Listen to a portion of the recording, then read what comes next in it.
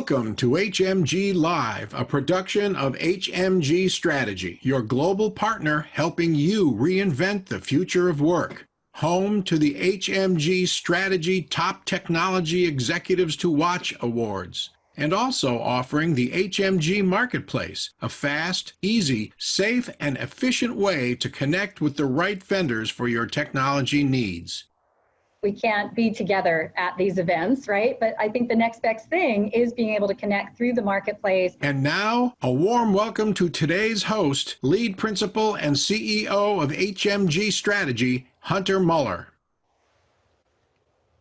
Good afternoon. Good afternoon and welcome. Welcome to the 2020 Toronto CIO Executive Leadership Summit. I'm Hunter Muller, Lead Principal at HMG Strategy, and really excited to be here with you today. I think we have a world-class, exceptional program. Here at HMG, we really strive to reach out and create content and a program that really makes a difference.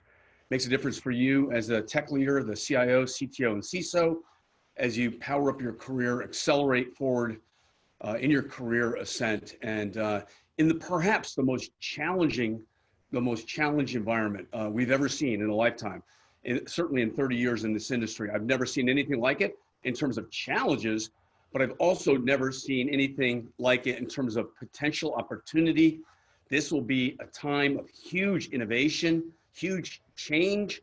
There will be real big winners and there'll be real big losers. So we want to cover that today over the next couple hours. And I think, candidly, the agenda we pulled together with our partners, we pulled together a world-class summit here, all dialed in to help with your career ascent, building stronger and faster, better teams today with your current role in your current company, your current job, and preparing you for the future.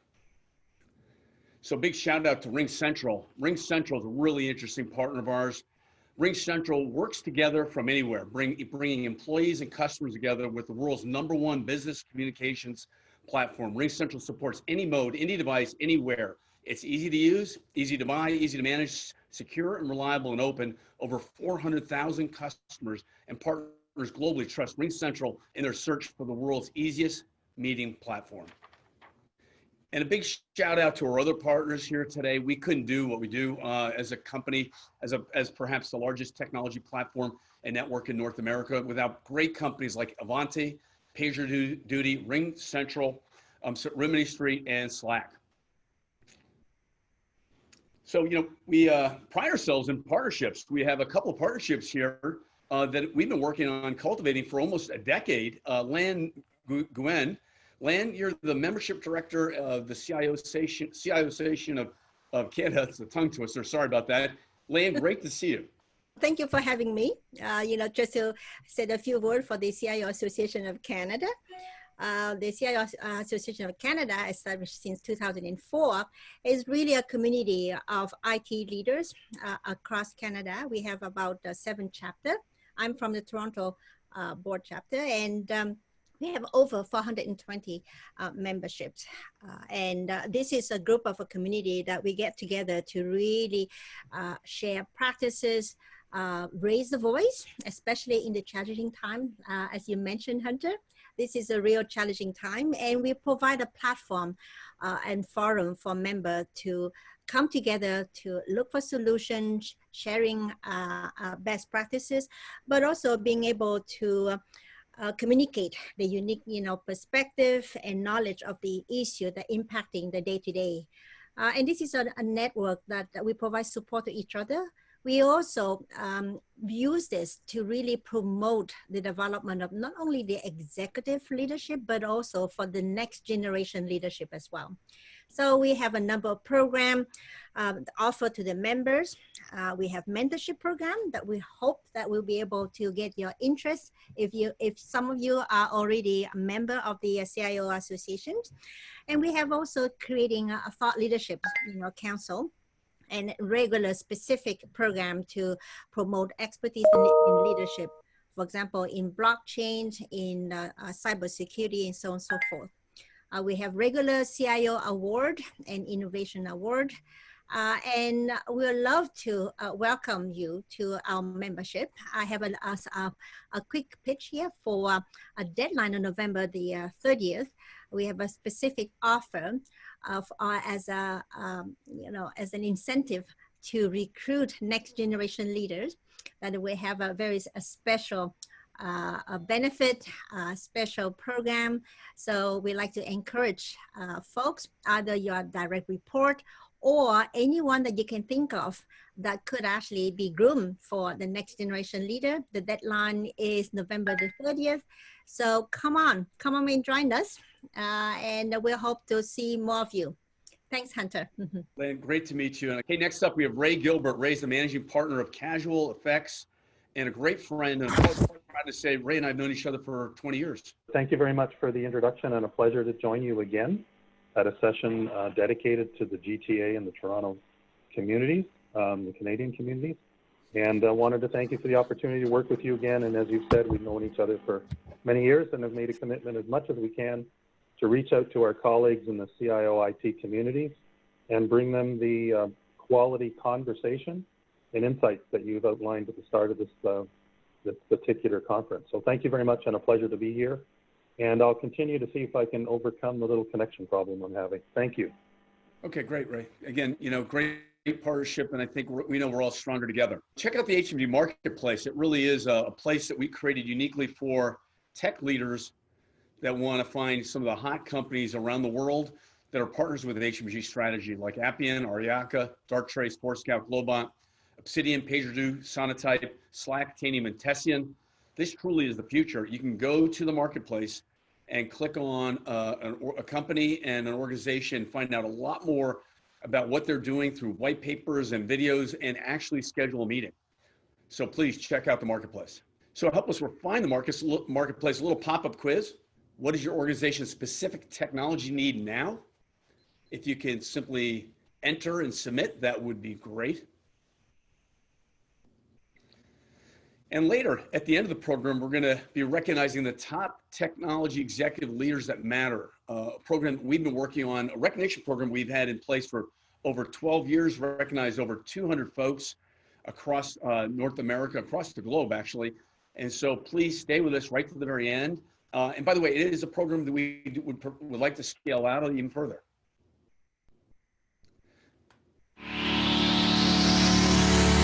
Later in today's program, HMG Strategy founder and CEO Hunter Muller will proudly recognize and honor global technology executives who matter. These top-tier CIOs, CISOs, and other technology executives have genuinely distinguished themselves in business transformation, digital disruption, innovation, and talent development through even the most difficult circumstances. These awards are not given lightly. They are earned. Recipients join an elite community of forward-thinking global technology executives in the HMG Strategy community. We are delighted to celebrate these exemplary leaders and their teams who have delivered unparalleled value to their organizations, their communities, and our world. Please stay with us for the award ceremony and meet the 2020 Global Technology Executives who matter. And next up, we have Trevor Schultz, the Senior Vice President, CIO of RingCentral. Trevor, great to see you. Hey, Hunter, great to see you. Thank you for having me. Hey, so the title of this fireside chat is Change to Win, and the next phase is Good to Go. What is that all about? Well, I think there's a lot of discussion going on right now about what's next. I think over the last couple quarters, people have been talking about now and the change that they have to enact now. And I'm more interested in where we have to go next, what the business is asking for us, and what a lot of people are calling new normal, next normal, give it a name. Sure, makes sense, a lot of sense. You often talk about the systems of experience. Mm-hmm. You need to find what that means, and why is that relevant and importance to the enterprise CIO and tech leader? So I think this is a new category in my mind. I think everyone is searching for what matters and how they affect businesses going forward. And I think everyone has sort of heard the systems of record, they've heard systems of engagement, and now I'm suggesting a new category called systems of experience. This is a new and next evolution of those concepts. And I think it's important for digital leaders to grasp this trend. And the way I've been looking at this and the way I've been speaking to other digital leaders is, we're in this service economy. And the service economy up to this point has been analog, and now it's digital. People have been giving it a name, digital transformation and whatnot. And this whole environment we're in has accelerated these systems of experience. And these are digital platforms that deliver mass service at scale. And, if you give it some words, what defines a systems of experience? It's something that's hyper individualized, it's immersive, it's communal, it's enduring. You hear people use concepts like omni-channel, but most important is that it's simple and intelligent. And it's driving, I think, a lot of the mega trends that are out there right now. When you think of it, the platform wins, right? The ecosystem wins. And you think of the companies that really master that, they're just dominating in their categories, right? Yeah, absolutely. I mean, you can look at examples of what I'm categorizing systems experience. Think of like how healthcare is changing, telehealth. Think about how people who are looking at working out differently, like Peloton, people who are looking for new shopping experiences, things like Stitch Fix and M. Taylor. You can go category after category, and what you're seeing are digital leaders who are grasping the systems of experience concept, and they're applying it to revenue, they're applying it to customer experience, they're applying it to employee experience. And we at RingCentral believe that this huge shift around business communications is also a systems of experience, and it's one that's tied towards the employee. You guys are hitting on all cylinders right now in terms of revenue, customer experience, and employee experience. Talk to us a little bit more about what are you seeing? So I think all three tie. When I'm out talking to executives in terms of what is going on, where are they going, what matters, first and foremost, people are talking about the employee. How we have people who are going to be able to work from anywhere. How are we going to attract talent in this new blended, flexible, hybrid work model? So if you're hiring the best, you have the talent that's looking for this flexibility, you create this seamless employee experience. People who can work from anywhere, have digital assets like RingCentral and others help enable them. And then if you have an employee that's engaged and it has this seamless environment to collaborate with anyone, anywhere, anytime, it also helps with your customer experience. Like that engaged employee now can engage in the customer, who, by the way, the customers are demanding an experience with a brand. And so, all those things I talked about earlier drive that new customer experience. And then, so you've got the employees driving the customer, and then ultimately it drives revenue. I mean, the companies that are going to win in the normal that's ahead of us are the ones who are truly grasping what it means to create that truly mass service experience for the employee, for the customer, which drives the brand. Brilliant stuff, Trevor. Really great thought leadership there. Now, what kind of leadership skills does a CIO need today and into the future to drive this complete, holistic, I'll call it, ecosystem of thinking? Yeah, I'm out there a lot talking about just, you have to tear up the playbook. You have to think differently. Everyone keeps saying that, but I truly think that what's happened over the last 6 months has driven a hyper growth, hyper acceleration of what people are looking for out of companies. Things that seemed impossible to get done in a year happened overnight. And so you have to be a leader that's continuously learning. You have to be a leader that's willing to look at innovation differently. And you have to really understand what your employees need, what your customers need. You have to stop thinking about personas, and you have to stop thinking about, classic thinking here. I truly believe that the companies that win are already moving, and it takes digital leaders to actually, lean into this new environment. I totally agree with you on this piece. I think CIO and the tech leader needs to lead differently, think differently, lead courageously, lead authentically, lead passionately, and really rewrite the rules on and how the CIO, the tech leader, engages with the board, the C-suite, the line of business. what other kind of a piece of advice would you give us, a tech leader now today, thinking about trying to think completely different and rethinking their leadership style? Oh yeah, I love this question, Hunter. You know, I just want to turn this on its head. You know, people have been talking about IT business alignment, IT business integration, you know, IT getting on the same page with the business. I don't think CIOs should be, they shouldn't be focused on getting on the same page with the C-suite. And what I mean by that is that they need to rewrite the book. They need to collaborate in writing this new book about convergence of all things: technology, people, process, data. They shouldn't be trying to understand, they should be leading. And it's such a mindset shift. And if you don't have this courage to take that mindset shift, your competitors will. And you know, we at RingCentral believe that we need to rewrite the book. We need to rewrite what is happening in unified communications and collaboration. And that's where people are going to emerge out of this environment we're in right now as true winners, as true leaders of winning brands and winning companies. I love the idea. What does winning really look like then, in its fullest form? Winning means that you've created a beautiful experience for your employees, that you've created an exceptional new level of experience for your customers. And those are driving new revenue streams, new ideas. I mean, people are coming to brands now and saying, I want to connect. And I want it to be intelligent. I want it to know who I am. I don't want to have to tell it that. Our employees are saying that. Our customers are saying that. And this is a whole brand new way of thinking. So that's what I go back to: systems of experience. This isn't about creating fancy new workflow. This isn't about creating, buying the right thing. This is about thinking differently about where things are going in the coming years. And I challenge everyone to start thinking about, it doesn't matter if you're in healthcare, it doesn't matter if you're in manufacturing, every single vertical, every single digital leader in every vertical has to be thinking about systems of experience. And you know, I'm super thrilled about this concept, and it's really catching steam. So systems of experience, at the end of the day, it comes down to people, right?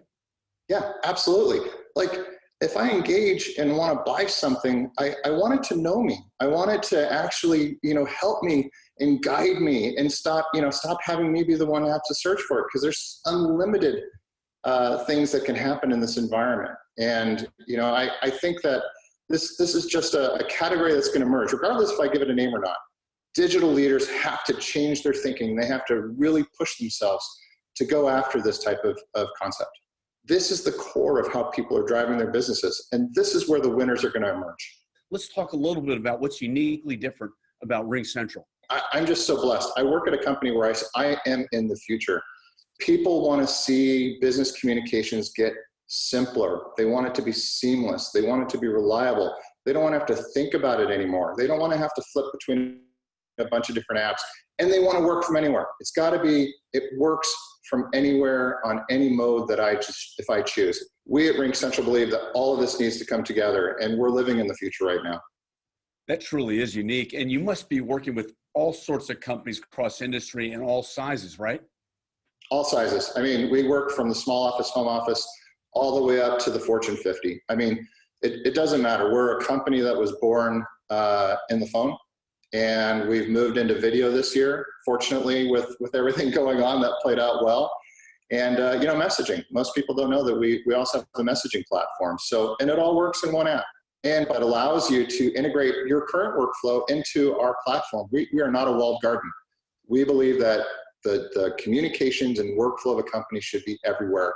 But we also believe that a tight integration into a platform like ours just makes the employee experience better. Hey, Trevor, I understand people can learn more about RingCentral in the HMG marketplace. Yeah, absolutely. Take a look at the marketplace. I love what you've built there, Hunter. RingCentral's there, easy to find us. Great to see you, Trevor. Talk soon. Absolutely, Hunter. Always a pleasure, man. Great to see you. Thanks now. Okay, welcome back. I can see people are joining. More and more people are joining in. Next up, we have David Bray. David's a really unique individual, folks. David is the Inaugural Director, Global GeoTech Center and Commission, the Atlantic Council. Dave and I have been collaborating together now 10 years. We're going to talk about your guide to surviving and thriving in 2021 and beyond. David, great to see you. Great to see you, Hunter. How are you? Awesome. Hey, say hello to our Canadian friends. Greetings to all the Canadian friends, and we are some interesting times of change for the United States, looking towards what 2021 might mean between what we do, both between Canada and the United States, but we also do globally with ideally a coalition of digital democracies. So, hey, David, an interesting factoid about you that no one probably would ever know, but was it true that as a teenager, you began working on these kind of global issues that you're now in your 40s? Yeah, I'm in my early 40s. I actually just had a birthday. Yes, so I was fortunate enough to, one of my first computers was when I was 5. For those of you who remember back in the early 80s, there were IBM PCs with a whopping 128 kilobytes of RAM, 5.25 floppy disk. And that led to me being approached by the government later because of my computer skills. First, when I was 15, to work at a physics facility. This was the early 1993-92 time period, which the only way you really could get access to what was even then not called the World Wide Web yet. It was the internet using Gopher and Archie protocols was through a government facility for the most part. And then in 1995, when I was 17, got called down to the principal's office to actually work on some classified efforts. They said, would you like to have a job and not tell your parents what you're doing? I said, of course. I don't think I ever asked what the salary was, but it was involving satellites at the time from the Ballistic Missile Defense Organization and trying to figure out how we could use these technologies that were designed for missile defense to actually be used for civilian purposes. So one was picking up crop growth from space. The other one was actually picking up forest fires from space. We actually led a project that actually involved our friends in Canada, where we actually picked up a forest fire. We could actually scan the topography, scan the wind conditions, and try and guess where the forest fire would go. It was successful, but at the time, 1995, we could not fully declassify it. We can now, obviously. But I raise that, and I think where you're going with this, Hunter, is all that technology that used to be classified and only available to large nation states and national security apparatuses is now democratized. And I would ask, how many CIOs are thinking about your strategy for how you're going to use commercial small satellite imagery to change your business? And that might sound, that may sound like, well, maybe I'm not in the site business, or what does that mean?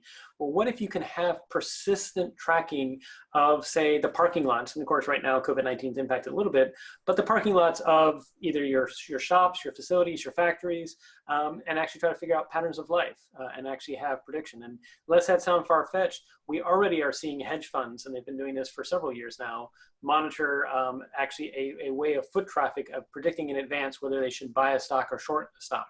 So what's your strategy for your company for how that's going to change your supply chain? That you can actually, it's going to become realistic that you can pull up in 15 minutes or less anywhere on the planet at 25 centimeter resolution. And that's actual visual image. You can also do ground penetrating radar. You can also start thinking about the future in which it's not just the visual image, but you can do change detection accurate to 10 millimeters, which means you can actually see the sway of a building or facility. This is going to be transformative.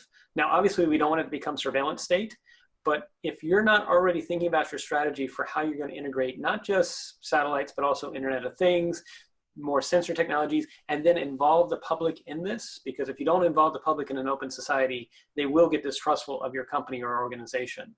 If you don't have that strategy, you will find yourself falling behind your competitors. Fascinating stuff, David. Now, when you think about just the enterprise tech leader, this pandemic has pushed the digital agenda, accelerated probably 10x, right? Things that would have taken 10 years are taking 10 weeks. So maybe that's 100x. Yes. What are you seeing out there? And additionally, what does the tech leader need to be doing with the line of business, with the C-suite, with the board, in reshaping, reimagining, rethinking the vision and the strategy and going forward? Yes. So you're absolutely right, Hunter, that we have probably seen in the last 6 to 7 months of the COVID-19 pandemic an acceleration equivalent to 5 years into the future.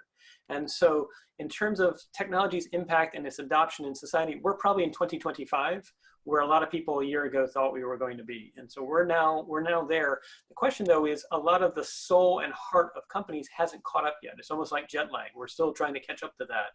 And so it really is an opportunity for CIOs, CTOs to go to their executive suite and go to their board and say, we've got to rethink our playbook.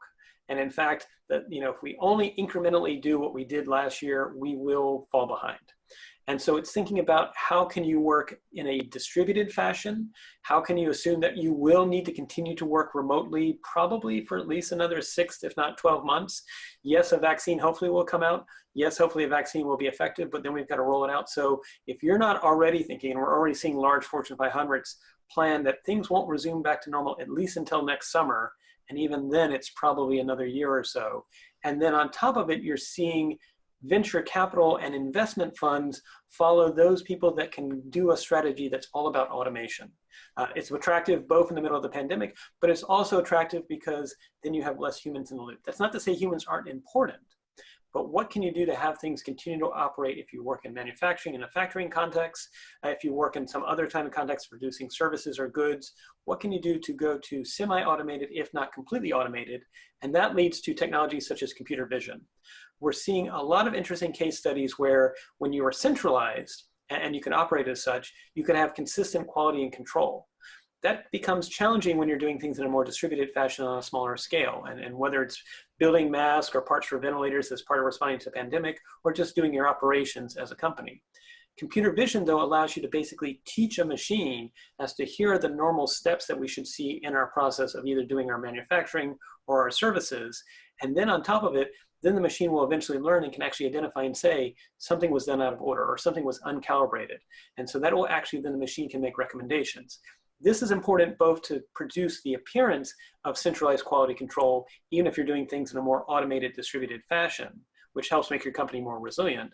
But it also is interesting because let's say the future is somebody does an attack that's not necessarily taking data away from you or damaging your data. Instead, it's teaching your processes, whether they be manufacturing or service, it's teaching your processes to do something that eventually is disruptive to your organization. Well, if you've taught the machine what normal looks like, the machine can come back to you and later say, I'm not sure if this is a software or hardware issue or something more nefarious, but something's odd in our processes and we need to take a closer look at it. So it gives you both the ability to work in a distributed fashion should disruption happen, but it also improves the integrity of your processes as well. Hey, David, great answer there. You know, shifting gears here, we just went through a big an election, right, in the States. I think it was kind of interesting probably to observe from abroad or from our Canadian friends. But you have to go up a level. When you think about geopolitics and the whole geopolitical landscape, Europe, whatever, and regulations and such, how are geopolitics impacting tech right now and data? Right. So there's an interesting interplay. So again, going back to the premise and sort of my own experiences in the past, technologies that were only available to large nation states 30 years ago are now available to companies as well as to individuals. Now that's creating massive disruption. When you can do what the CIA or the KGB was able to do 30 years ago, you're going to see some upsides, but also some downsides. For example, we talked a lot about misinformation, disinformation. People are wondering, is this a new phenomenon? It's not. It's just now the tools to do misinformation, disinformation that were only available to nation states are now commercially available and increasingly available by individuals. So what is your strategy as a company? Have you gone to your leadership and say, it's not a question of if, it's a question of when there will be a misinformation attack on our organization? I mean, we're seeing this again. It's the trade of things that were available for nation states for cyber activities are now increasingly available to individuals. That's why we're seeing the increase in ransomware, for example.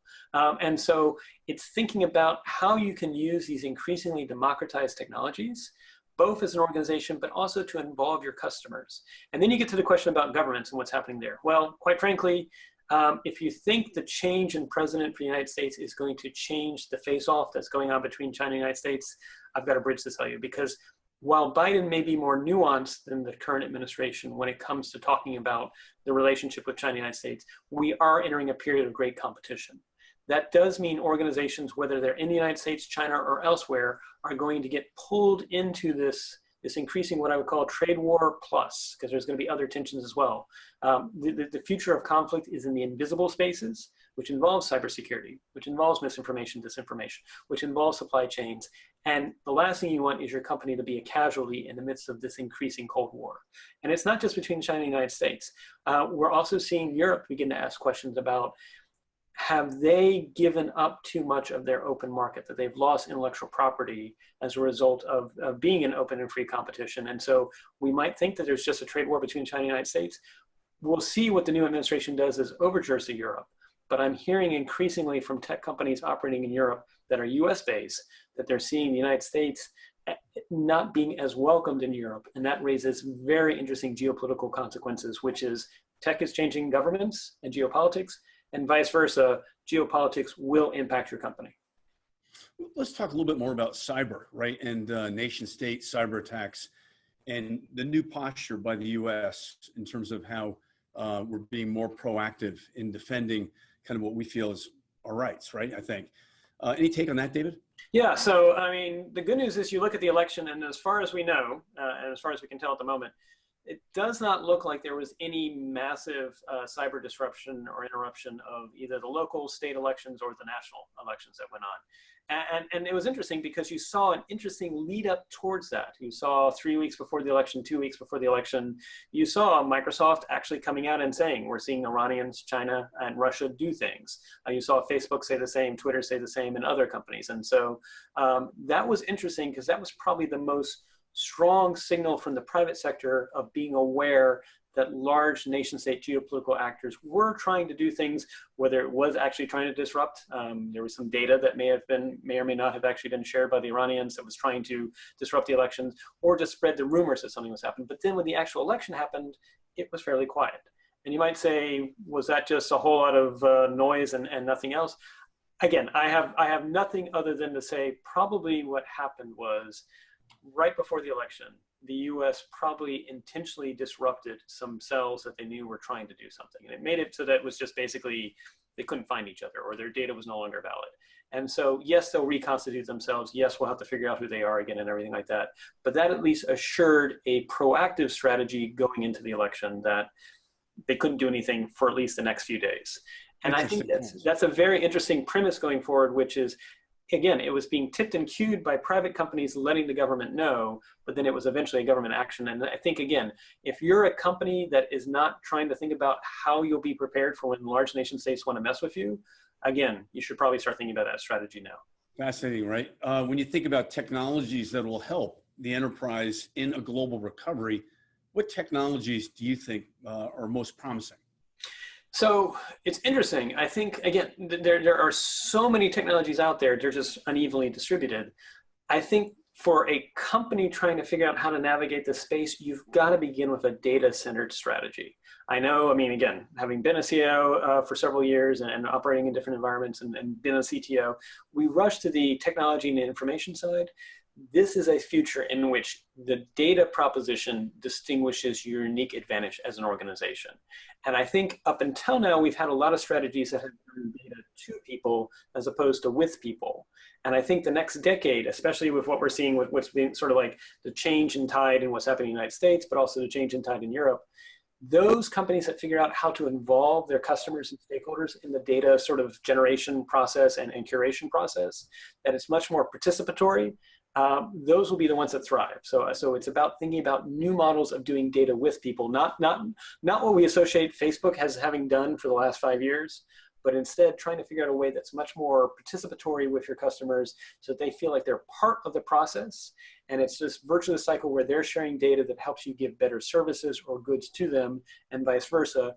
And then similarly inside the company, not having the perspective that IT is relegated just to the CIO's role or the CTO's role. That if you're not going to your CEO and saying, we have to all be digital, because if we're seeing that digital is a support activity, that's a recipe for the end of our company. And so I would look at computer vision, I would look at algorithms.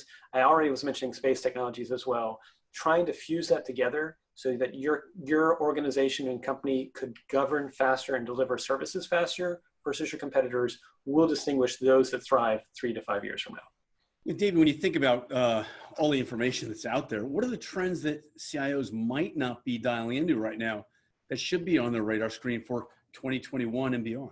Right. So this gets to where I was hinting that the old model for the last decade was hoover as much data as you could, bring it together behind the scenes, and goodness will follow. Well, we're clearly seeing a backlash against some of the large tech companies I was mentioning.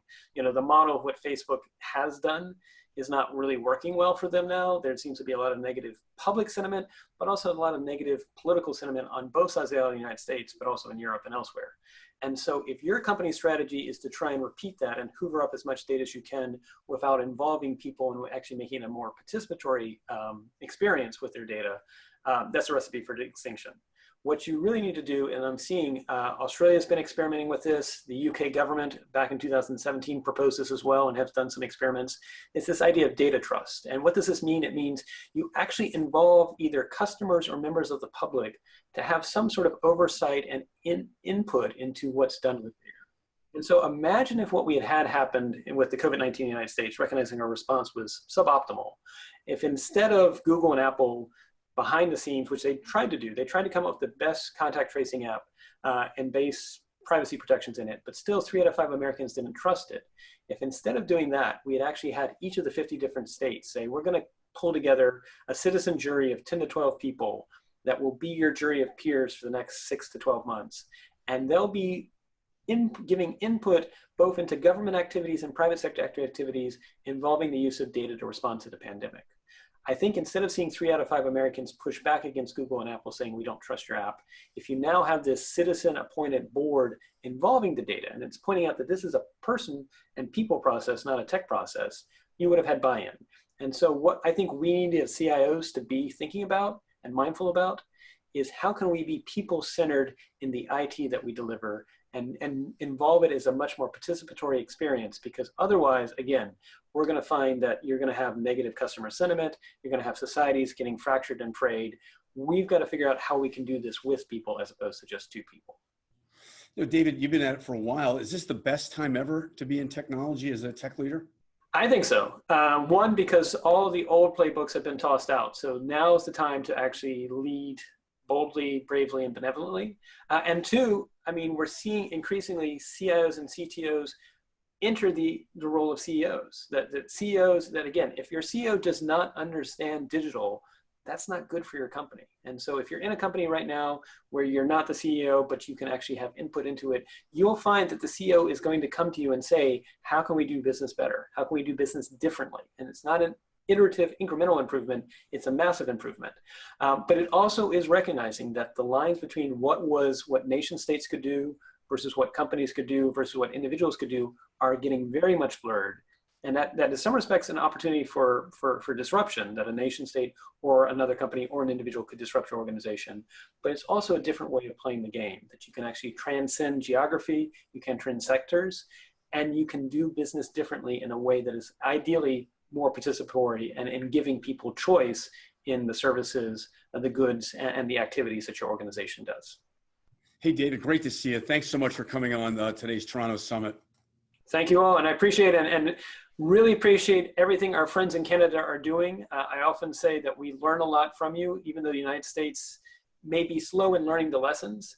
I really appreciate what Canada is doing. In particular, you're leading the way, in my opinion, on a new approach to do identity management across sectors and communities. I hope the United States can learn more from you. Thanks a lot. Great. Good to see you, David. Thanks again. Hey, next up, we have Ali Ryle. Ali's the VP of Customer Experience and Reshaping the Engagement and the Culture in a Time of Remote Work. Ali, welcome to the program. Hi, thanks for having me. Great to see you. You know, when you think of the time we're in, I mean, working remote, now next up is hybrid. What are the challenges that you think impact culture in terms of leading now in this time of a hybrid environment, and most of us are working remote? Mm-hmm. People are starting to go back in the office. What's your take on it? It's different. It's really hard. So the culture keeps coming up. A lot of people are asking about culture, and there are so many different facets to it. The first one, like, we all have a company culture. It exists. Whether we, figure out what its facets are, what we want to encourage, what we want to, fix about that culture, like, we can do that work. But regardless of whether or not we do that work, we have a culture. And so I think a lot of what's going on right now when you think about culture is figuring out, like, what aspects of our culture are actually just being around one another in the office. And this is the thing that people are trying to replace, which is the sense that like culture is how we felt about being near one another. Culture is the things that we could do when we were in a room together. And that's the first interesting piece to tease apart, which is like, what was it about that rang true to us, that rang true to our company? And what we're seeing at Slack is, our tool actually lets you start to tease those things apart. So it's not, how it is when we are together, but rather it's how do we treat one another? How do we act towards one another? How do we execute our jobs, talk about our jobs? And that's how you can start getting actually a different lens on what the culture of your company is. And that's where I'd encourage people to look when they're worried about culture, which is like, at its heart, who are we? How do we treat one another? And what do we value about one another's presence that we can still replicate in this hybrid world? And, one interesting thing when we went into this, we started asking ourselves, like, obviously, what does the office look like in the future? We don't know when that future is. We pulled some data and realized that on any given day, only about 60% of our employees were coming into the office. Obviously, that's way more than people who are on PTO or who are out sick or who are at customer meetings. And we had this realization that like, we have been a hybrid company for much, much longer than we had realized. And I'd encourage folks to do that exercise for themselves. So go in and just, you're all CIOs, you all have a lot of data, figure out like, how much of your office was actually occupied before this, and ask yourself if you're a hybrid company. And then that makes it a lot easier to say like, okay, we already were a hybrid company. How do we dig in and make ourselves more hybrid? How do we want to actually explicitly design for this, knowing that we already had some success as a company operating this way? Well, that's really fascinating. Great insights. So Ali, then part of that has to be reimagining or visioning for the organization on where are you now and where do you want to be? Where do you want to go? And how do you get people motivated? Our tech leaders and CIOs are saying it's difficult to keep people motivated and engaged. Mm-hmm. Motivation and engagement are super interesting. Kind of stepping back to the culture thing for a second, when I hear people say, how do I keep my employees engaged? They usually mean one of two things. And one is this, traditional organizational development definition of engagement, where it's like, your employees know why they're working, they know what they're working on, they know why it matters, and they have intrinsic motivation to do a great job. So that's one form of engagement, and that's the kind that we should all be trying to maximize. The other form is kind of this lowercase e engagement that goes back to the culture, which is like, we like being around one another, we feel engaged with our coworkers. And if you think about two different working situations, in one, you can have a job where you absolutely love the folks that you work with, but the work is just kind of you're not super bought in on the company vision and you don't think it really matters. You're not engaged with your work in that job, but you may be engaged with your colleagues. And in another type of job, you may be fine with your coworkers. Like you wouldn't hang out with them, you wouldn't invite them on vacation, but they're fine people, but that work matters. You're like, I come to the office every day, or I sit down at my laptop at home every day. I love what I do and I understand why I do it and I know why it matters. And that latter one is really where we should all be trying to orient ourselves, which is like we're colleagues. We need to have great relationships with one another. Every workplace is a system of networks that feed all of us information, and we feed information into it to get work done. But that engagement, that really good engagement, comes from people knowing why they're doing their work, knowing why it matters, and knowing how to get it done. And that, this I think is a real opportunity to actually slice apart these two forms of engagement to figure out like, which one really drives the business forward. It's this latter one where people understand their work and really like maximize the upside there. I've heard great leaders talk about finding out what somebody's passionate about doing in work and good at and enjoying, and then magnifying that area and setting goals around that and then let him go. Yeah, that's how I manage my department, honestly. It makes things a little bit messy from a kind of organizational design perspective, because suddenly you have a lot of folks who have jobs that don't look like anyone else's jobs.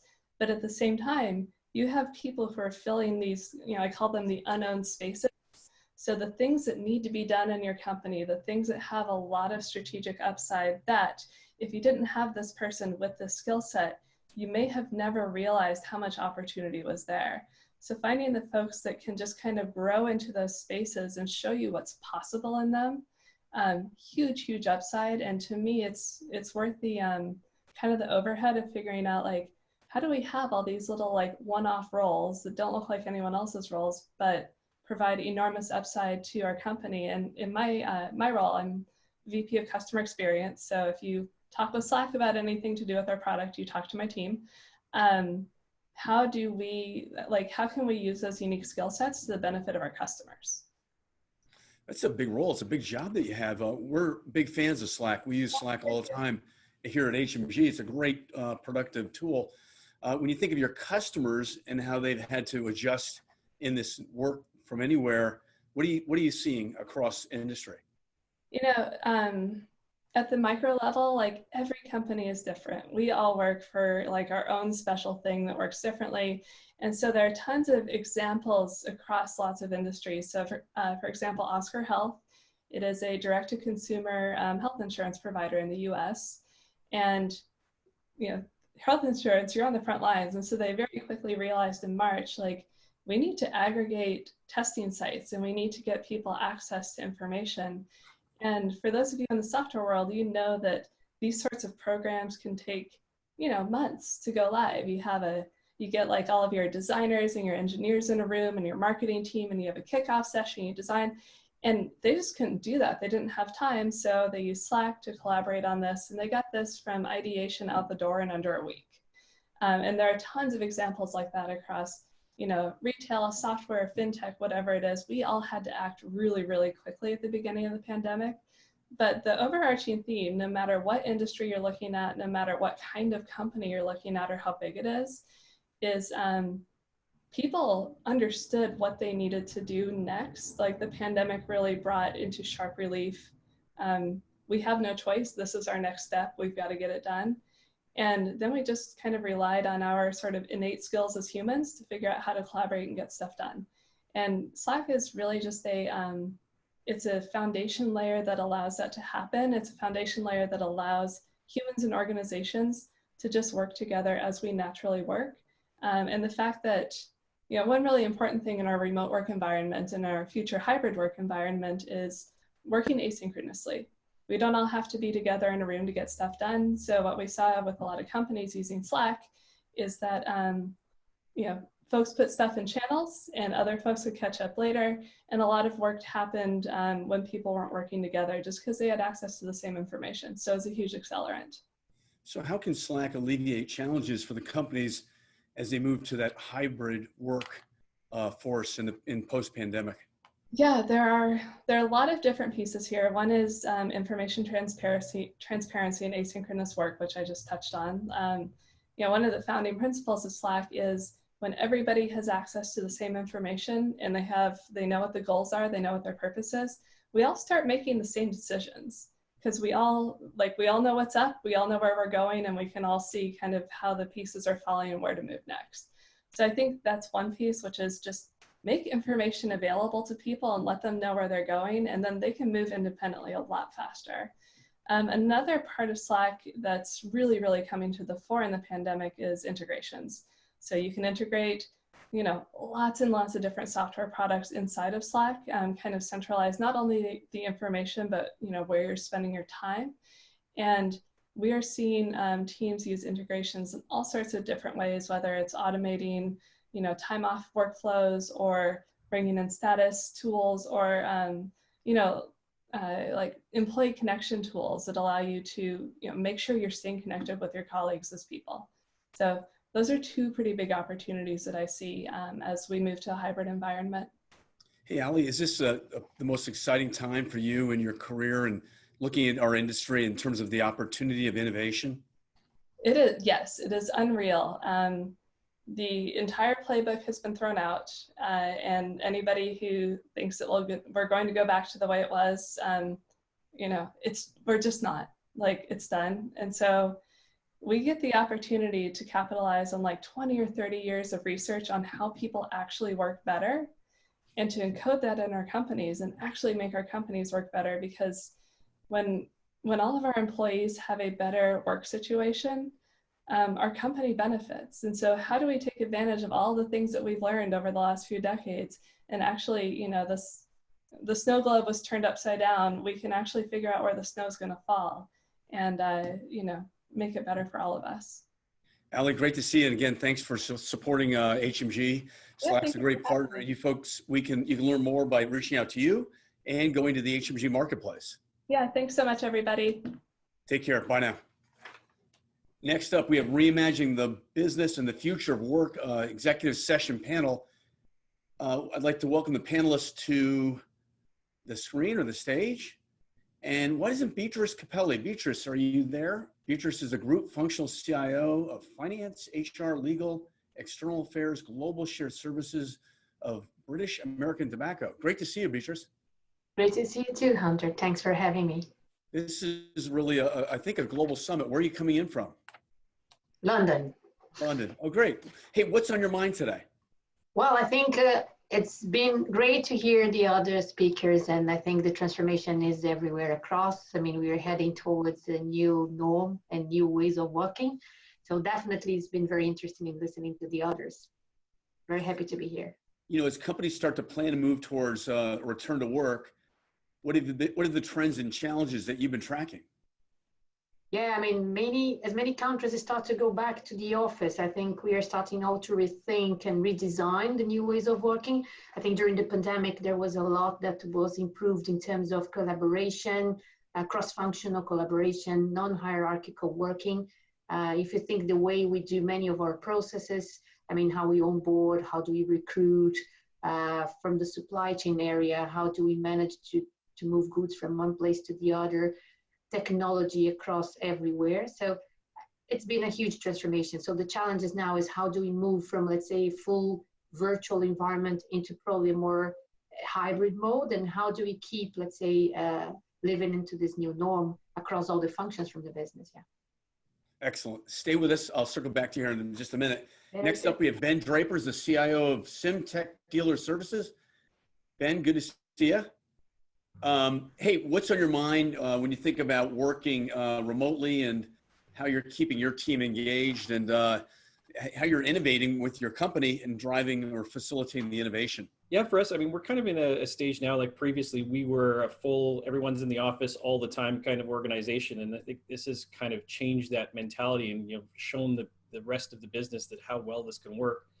And currently we're going through the process of figuring out how do we transition from what has been essentially a temporary concept for the last 6 to 7 months into a more permanent one. So going through the exercise of learning, like, what does that hybrid model look like? Is it a small percentage of people in the office all the time? Is it small percentage of people, with a small percentage time actually in the office? So, we're really going through there and figuring out, as, Ali mentioned, the previous speaker, that maintaining that culture and that engagement is critical. We're an organization who prides ourselves on our corporate culture. It has been tough, the last 7 years, it feels like 7 years, 7 months, going through this to maintain it. But I think that is critical. And as we go through this, we'll find out more and more ways to be successful at that and help the organization continue to grow. And a little bit about your company? Yeah, so we're Sym-Tech Dealer Services. We sell, extended warranties and protection products for auto dealers across North America. And we have a software platform that's key to that whole component, as well as a training process for it. And as you can imagine, being in that space in Canada, all the auto dealers in Ontario closed down for a couple months, which is not ideal for business. But again, as mentioned before, it helped drive a lot of innovation forward. We started looking at new ways that we could service our customers virtually, which is not something that we had done before. And we had something that we put out within about 6 weeks that allowed that to happen. So I think getting people to think of things a little differently to continue to grow and survive is critical. I think that drive has been there for years and years, with the digital transformations that's always talked about. I think the difference now is that the buy-in and getting that buy-in is so much easier for the rest of the C-suite, because they're like, well, if we don't do something different, we're toast. So I think that's where the real change is. And what I want to kind of make sure is that continues. I've seen that with some of the return to work or some like modicum of normalcy in certain areas where that drive has waned a little bit. And I think that, that's a mistake because of the fact, how long this is going to go on for, but also I think it opens up new avenues for revenue that you haven't thought of before. So I think, really maintaining that into the future is going to be critical. Excellent. Thanks so much, Ben. Appreciate that. Really well said. Next up is Jonathan Rende. Jonathan is the Senior Vice President of Product at PagerDuty. Hey, Jonathan, a little bit about PagerDuty and then what you're seeing across your customers of CIOs and CTOs. And I guess we have a pop-up poll here, right? We do. Good to be here, Hunter. Good to see you. Likewise. So how many organizations have changed or are considering changing your operational service ownership models in IT and software development? Yeah, I had a poll question I was going to put up there for everyone to ask as we were going through this today. Maybe I can answer your question, give people a little bit of time. So what are we seeing across our customers? Well, it's been pretty dramatic. For those who may not be familiar with PagerDuty, PagerDuty provides a cloud-based real-time operations platform that enables all the folks in your software development organization, your IT ops organization, even customer service, when issues arise, major incidents, outages, those types of things, bring all the people together at the right place, right time with the right info, kind of minimizing the impact and the disruption to address and fix and resolve those issues. We have about 13,000 companies that use us, over half the Fortune 500. You can imagine as the movement towards digital has just accelerated over the past couple of quarters, the use of PagerDuty has gone up. And it's interesting when we look across our data and we look across our customers and our clients and every vertical, every size organization, from the largest financials to startups.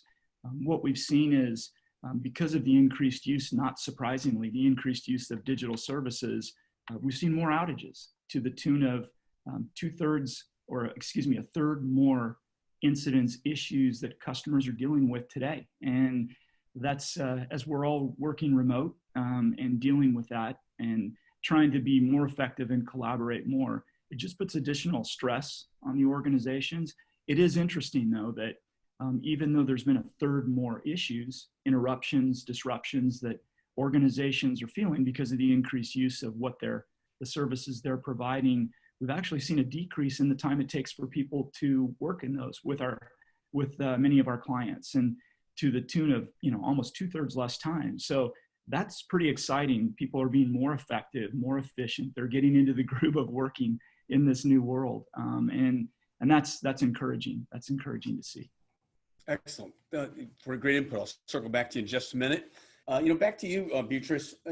You have a big role at a really big company, and you see these trends developing across the globe. When you think about your role as a CIO and supporting design of new ways of working and potential new technologies, what are the skills that you're looking for, and what are the trends that you're tracking, Beatriz? I think we are always looking for adaptability and flexibility. I think in this new norm, it is important resilience and important that people are flexible in terms of adapting, because the world is changing. I think pre-COVID, but mostly now, during and post-COVID.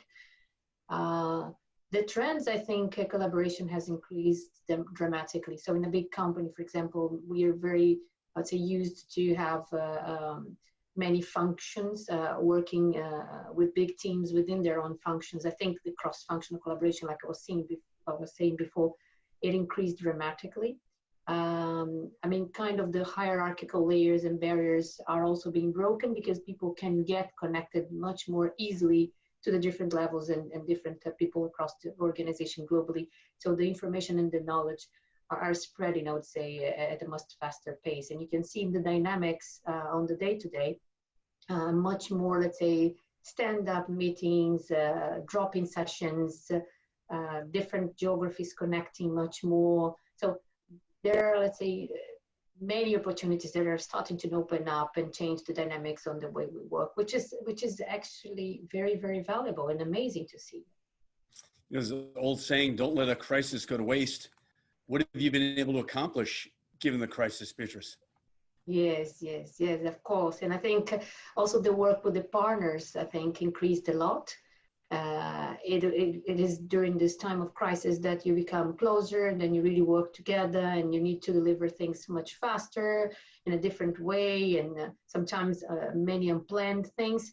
So I think it's where also your partnerships get much strengthened. There's really a difference between a partnership and really a vendor supplier, right? Yes, yes, yes, yes. And anything that comes to mind from you on a professional level that you've learned about you and your team in this crisis? Honestly, I mean, I think we get to know each other even more. It is incredible. I mean, you're not in the office together face to face necessarily, but suddenly, I mean, you are closer. Suddenly you are in people's homes sometimes, and you get to know more about them and their routine outside the office. So it looks like things get much more blended, and you get this kind of, let's say, relationship also strengthened.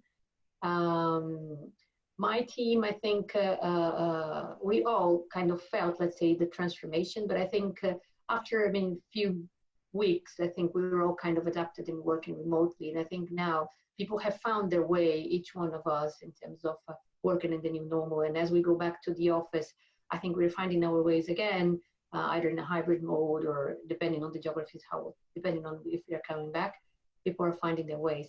But absolutely, it was amazing to see how productive, I mean, and how connected we could still be without necessarily being together in the same office.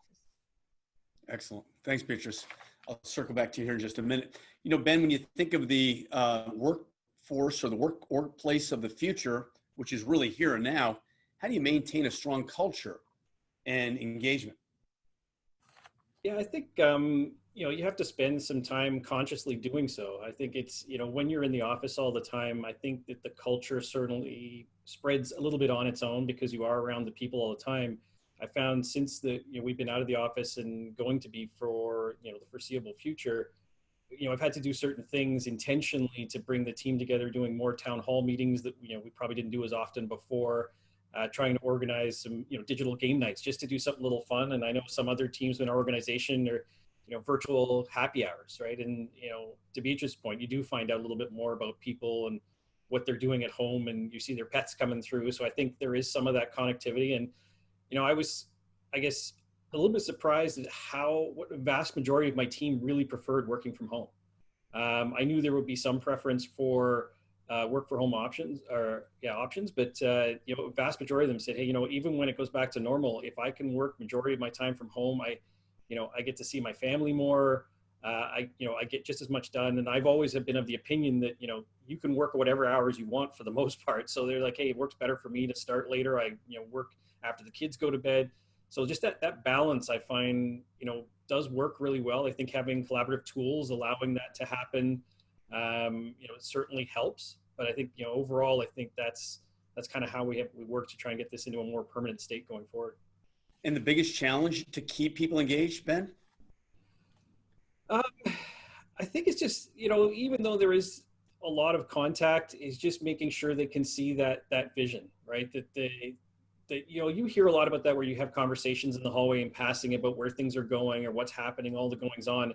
And with the virtual meetings, most things are very specific, that you're talking about exactly what you've arranged to talk about. I think just making sure that the team continues to see where things are going and new opportunities are coming up, you know, especially from a technology point of view. What new solutions are we looking to buy? What new technologies are we looking to leverage to help empower the business? You know, most of the people on my team are developers, so they look at that as, you know, these are cool things to work on, and they get excited about that. Exciting stuff. Thanks, Ben.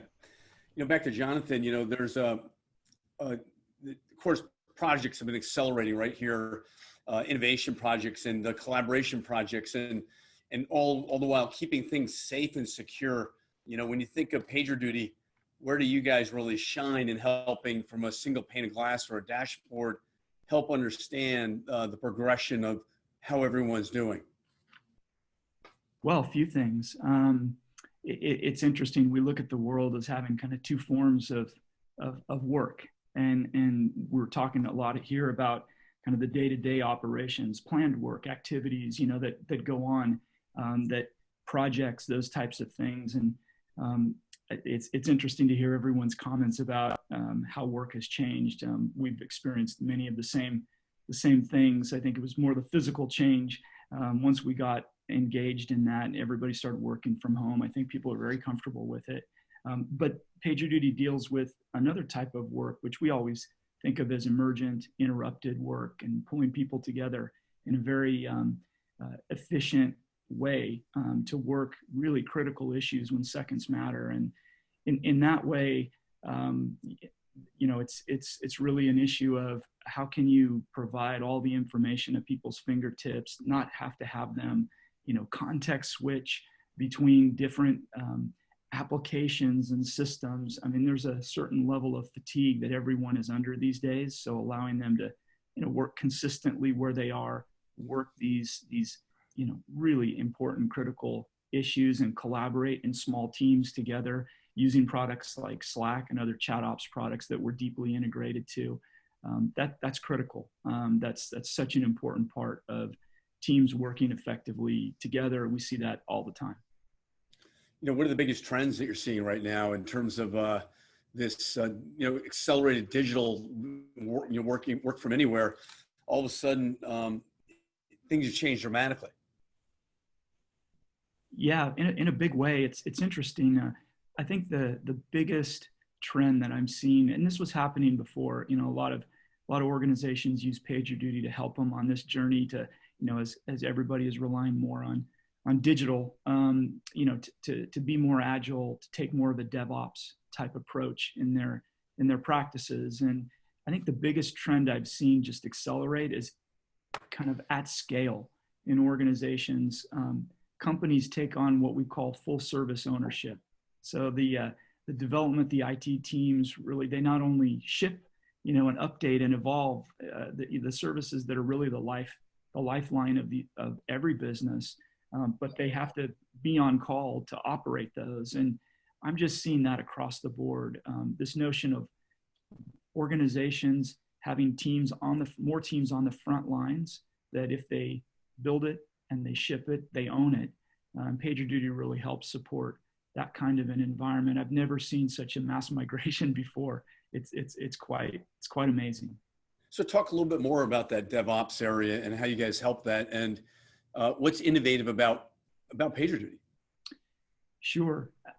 Well, one of the things is if a team takes on, it's really a cultural shift. If teams take on this idea that if I'm going to build something and ship it, that I'm going to have to be available in case something goes wrong with it for those interruptions, it changes the mentality of the teams, and it changes the approach that a lot of folks take when they're building and evolving all of their services and supporting those. And so what PagerDuty does is first it allows teams, you know, it is an individual team, a development team, an operations team, a customer support team, to say, okay, we're always going to have somebody available and align to the important products and services and applications that we support.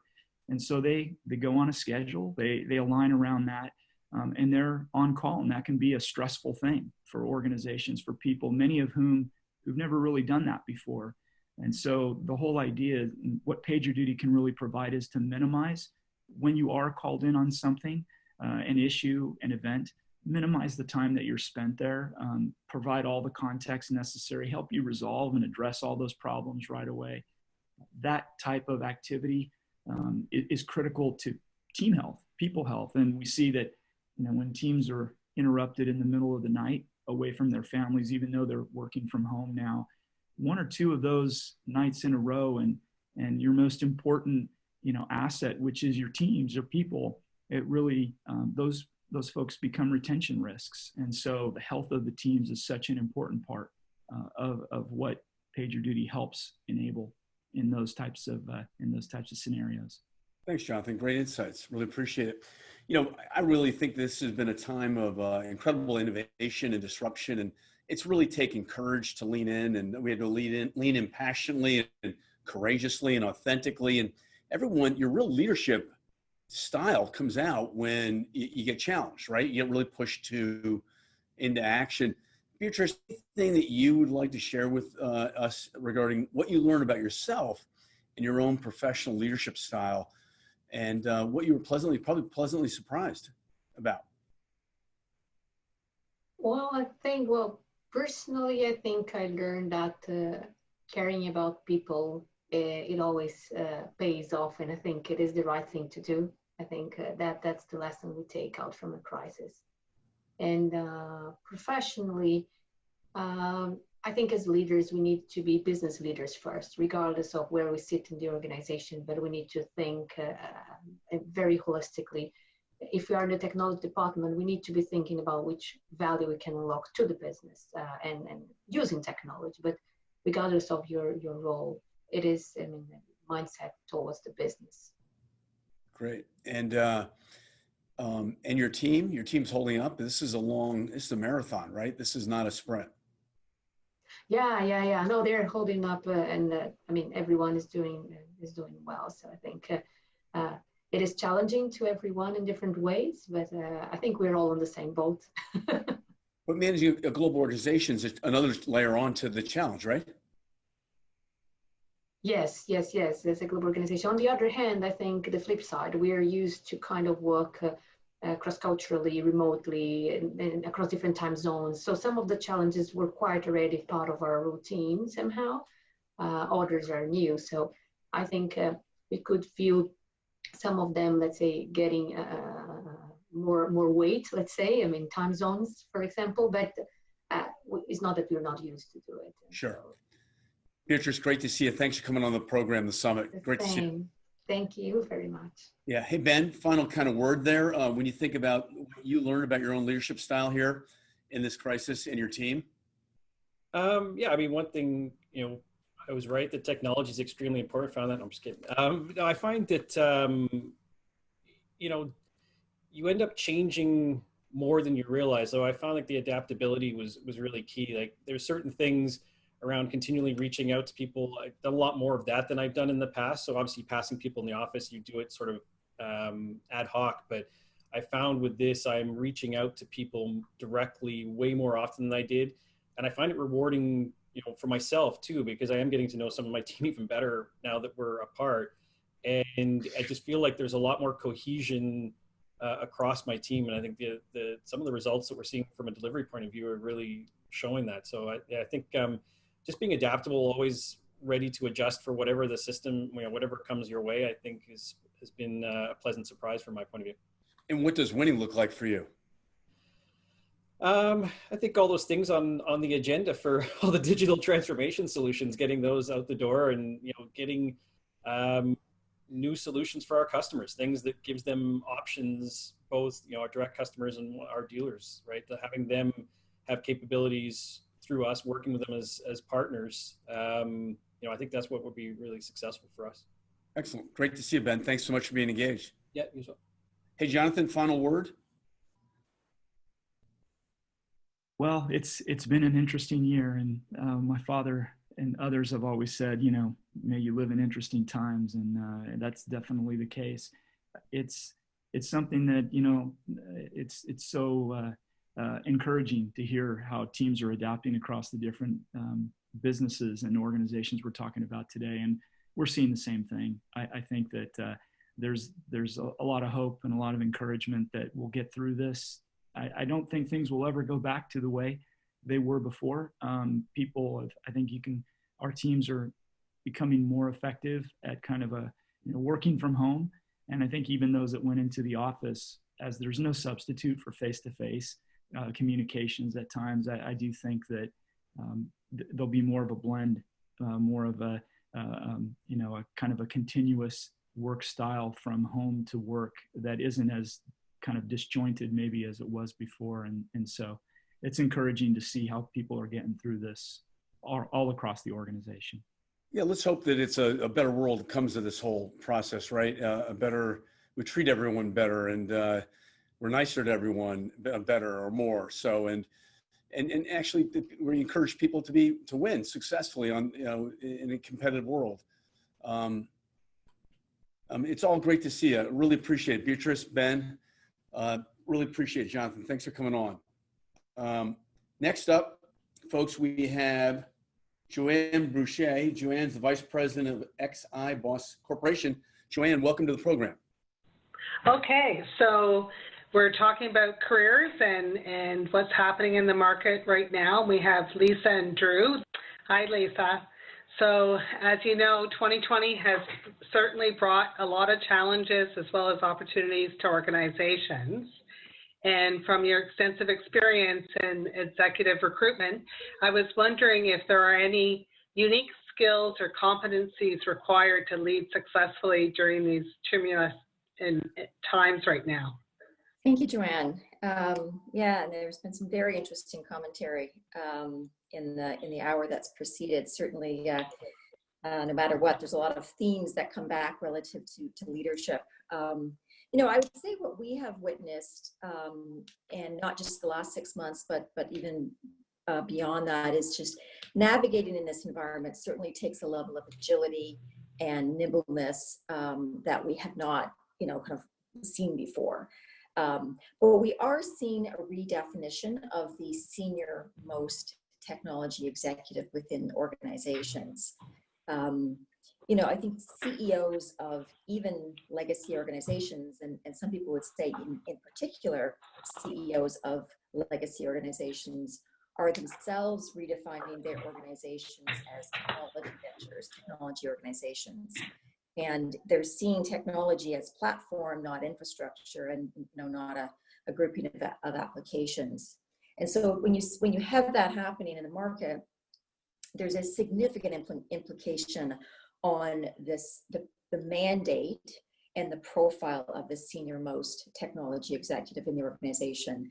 And a lot of that has to do with kind of a consolidation. So, you know, rather than a disparate function, having all of the technology under one individual, whether it's the platform, new, agile, AI, data, digital, or the old legacy capabilities, having an individual who has all of that capabilities frequently and more frequently reporting to the CEO, kind of a single point of accountability, if you will. We are seeing that profile of individuals who are more capable of bringing kind of an outside-in innovation orientation as a part of that mandate. A much bigger emphasis or premium being placed on kind of a P&L, business orientation, strategic orientation.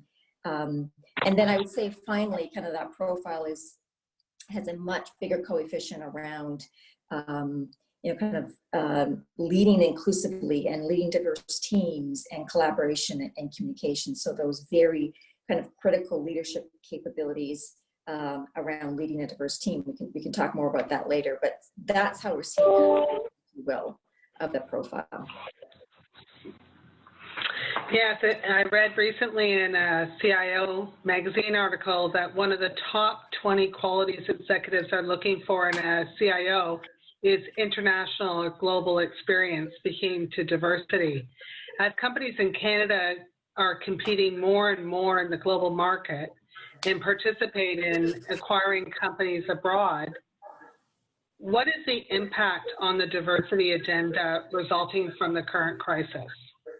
Absolutely. So I think the diversity agenda, I mean, I would say net, our observations have been that, you know, the crisis of the last 7 or 8 months actually has been a net positive to the diversity agenda.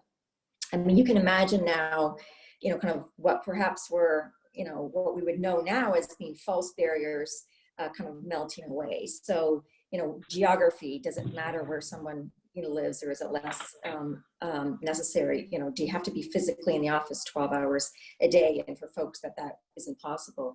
Think about accessibility. There's just a whole number of just kind of logistical aspects around diversity, which I think, you know, as we've seen, you know, kind of CIOs, top technology executives, when they're looking at their own teams, you know, feel that they can access and leverage a much broader base of executive talent.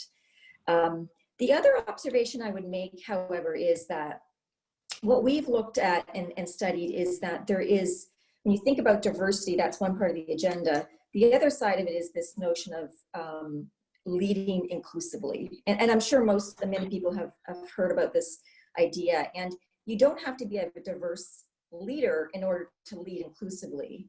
And so our work has shown that leaders that lead inclusively have statistically significant higher levels of teams who are more disruptive, better at managing change, better at managing disruption.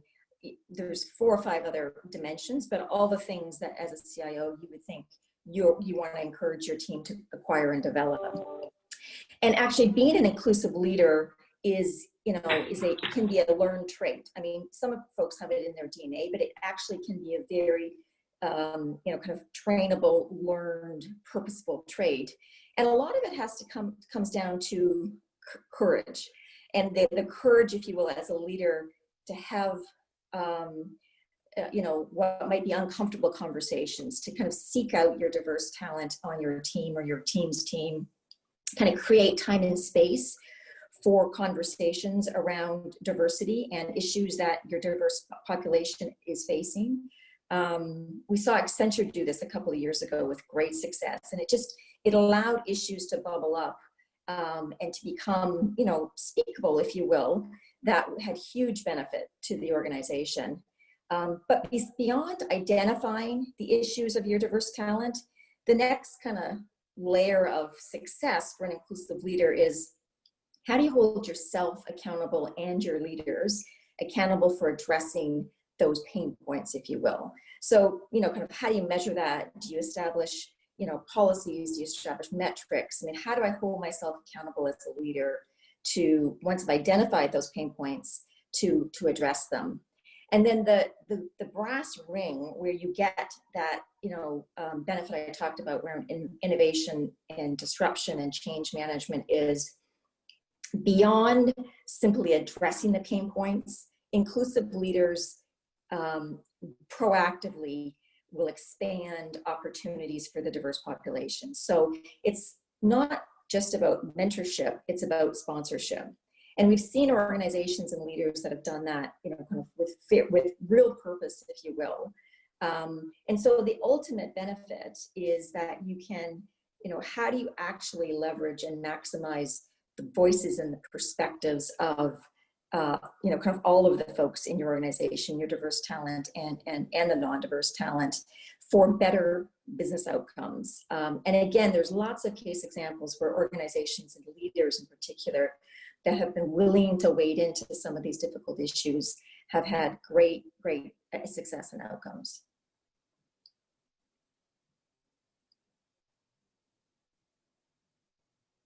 And think of, Lisa, that comes to mind? Thank you, Lisa. Is there a particular example that comes to mind? Yeah, I mean, if you think about, Julie Sweet, I mentioned Accenture. I mean, Julie, after some of the highly charged racial issues in the US, had, kind of some organizations called courageous conversations, and just a willingness to actually put on the table, kind of what these issues are. The feedback after that and the openness was huge. I mean, that's obviously a massive organization, and managers and leaders and employees, even ones that aren't leading, are saying, kind of just the fact that the organization was interested in asking me about my work experience, my lived experience, is a great first step.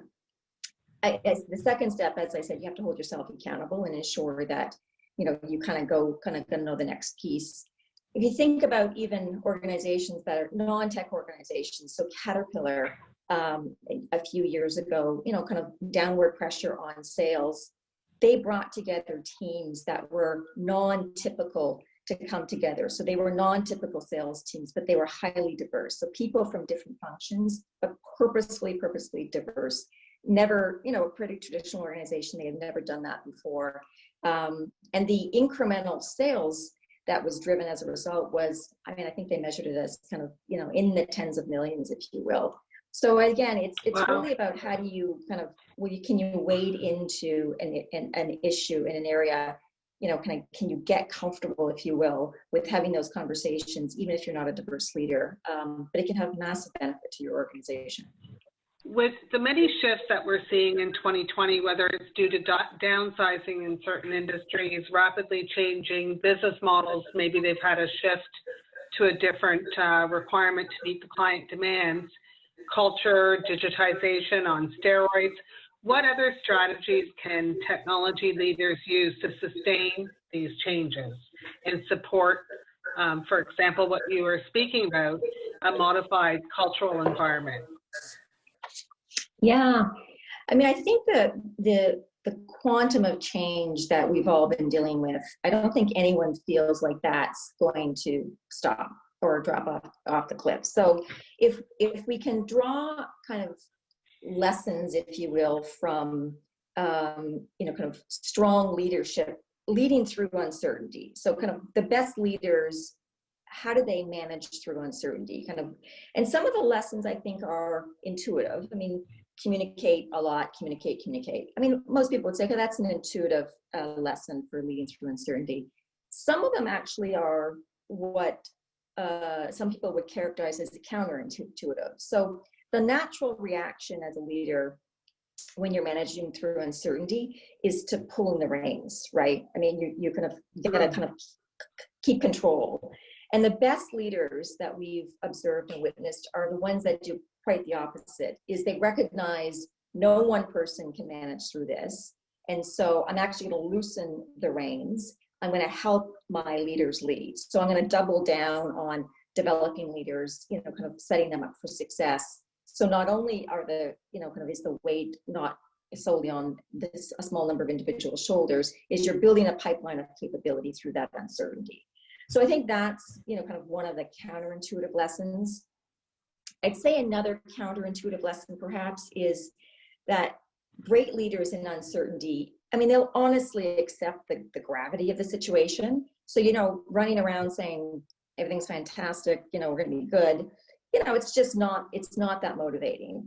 So you've got great leaders, they'll accept the gravity of the situation, but they communicate with just a high level of kind of honesty and authenticity, if you will.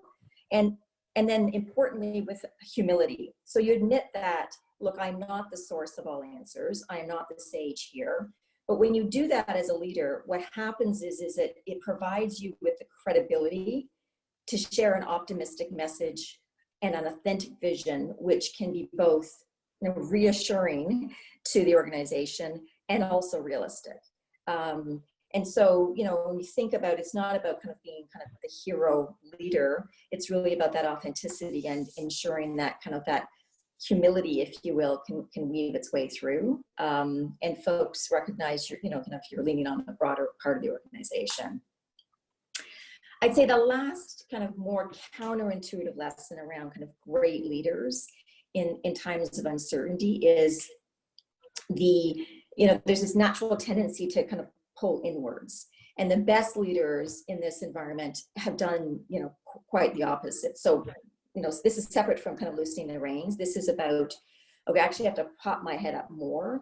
I have to lean into and seek advice and insight from a broader number of stakeholders, customers, investors, the board, my CEO, other parts of the organization, you know, vendors, you know, kind of just external partners. So, you know, again, it's not about, you know, kind of that heroic leadership of how do you kind of hunker down, figure stuff out, you know, kind of you've got this overload of information and of change that's hitting you. It's really about how do you wade through that, bring some order to the chaos. And part of that actually can be this external facing perspective. For sure, and transparency and trust at this time is most important. So with any crisis, the good leaders, as you said, are stepping up to the plate. Others are struggling. What professional development would you recommend leaders to consider taking at this time to help them with leading in continual uncertainty? I mean, it's almost certainly not about kind of technical acumen. I mean, I think anyone that's residing in these senior roles is, you know, kind of well placed, if you will, to help their organization navigate through this digital acceleration. It's almost certainly, you know, how do you pivot or grow your kind of your core leadership style, kind of those areas of kind of the part of your DNA, if you will, which other people are looking for you to exhibit. And how can you span your capabilities? I mean, it's really about again, the best leaders are ones which are situational leaders. So in certain instances, they're galvanized into the organization. In other instances, they demonstrate vulnerability, right? There's that listening acumen. So if you think about, kind of, if you're going to lean in, study, read up, kind of, it's really all about those. And I never call them soft leadership skills because they tends to disregard. I mean, there's kind of hard skills and soft skills. I mean, they're actually the ones that will make the difference. It's so important now, and in particular, because the point I made at the front end, which is, it's less about kind of driving the technology agenda and as much about how's our business model pivoting and how are we going to support that? What is the platform of the organization and how are we going to support that? What is, kind of the P&L drivers and how have they shifted? How are we going to support that? So, if you don't have an enterprise view and you can't link what you're doing to all of those things, it's going to be harder to be successful and serve the organization well. Hey, Joanne, Joanne and Lisa, great job. Excellent. Thank you. Nice to speak with you all. Good to see you, Lisa. Thanks, Hunter. Joanne, thanks so much for stepping in here. And Lisa, you really delivered. Great job. Take care. We're going to move on to our final session, folks. It's the Innovation Accelerator. Please stay with us. If our panel can turn on our cameras, that would be great. Really appreciate it. 4 uniquely distinctive companies, from startups through to mature mid-stage kind of, or mid-cap kind of companies. Karthik, you're up first. CTO Wysdom.AI, right? Everyone wants to know about AI, and is it real? Is it finally here real for good? Is it fine? It's been around for 30, 40 years, right? Where Absolutely. is it in the hype cycle, in your opinion? Sure. So every technology goes through the S-shaped curve, as they say, right? There's the initial buzz, rapid innovation, rapid investments, and then it promises to do everything from making your morning breakfast to mowing your lawn. And then there's kind of, pragmatism that sets in, commoditization sets in, and then it reaches a stage of maturity where an ecosystem starts developing around it. So as far as AI is concerned, I think, some of the precursors to AI being successful now versus, let's say, in the 70s and 80s, when AI research has been going on, humans forever have been fascinated in creating a digital version of themselves, right? That would hopefully be as intelligent and sentient one day. I think if you looked at some of the earlier precursors, the first one was cloud, right? So through the early 2000s, cloud technologies and being able to really, enable compute from anywhere without it being your physical machines in your data center or your laptops, started becoming a reality, which was followed by big data. Right, and big data delivered, it really helped organizations store and process massive amounts of data.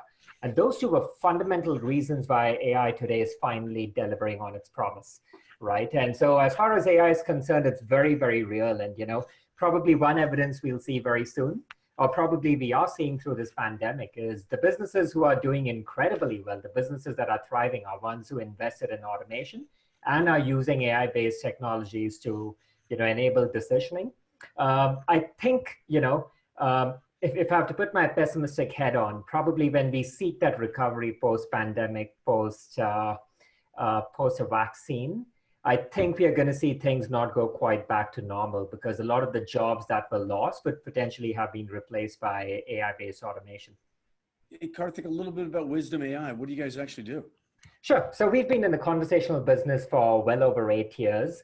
And we serve some of the biggest banks. So we have businesses across US, Canada, and the UK. And we serve big banks, insurance companies, utility companies, retail. So Home Depot, for example, is one of our customers. And what we really do is, it all began 8 years back when search engines were great, but generating tons of pages of results. And it became started with a very simple quest. How do we get one answer to you? If you have a question, how do we really mine knowledge and get you the answer that will actually matter to you? So we started out with the search, very quickly the wave of conversational AI hit, chatbots came along, we evolved into enabling chatbots, so we built chatbot technology.